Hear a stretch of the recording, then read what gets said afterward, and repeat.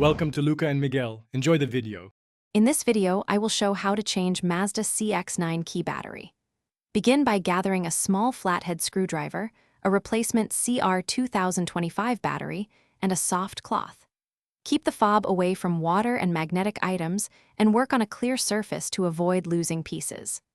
I will walk you through safe opening, battery orientation, and reassembly so your remote works reliably without a dealer visit.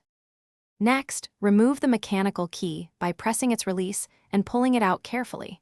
Use the flathead screwdriver in the seam between halves and twist gently to pry open without damaging the plastic clips.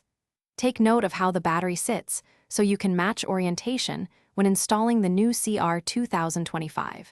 Keep any tiny springs or pads safe, and keep your movements slow and deliberate to avoid snapping the case.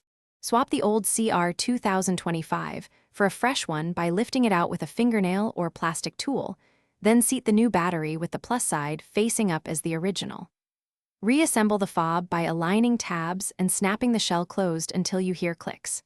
Replace the mechanical key and test all remote functions including lock, unlock, and panic to confirm success before putting the key back in daily use.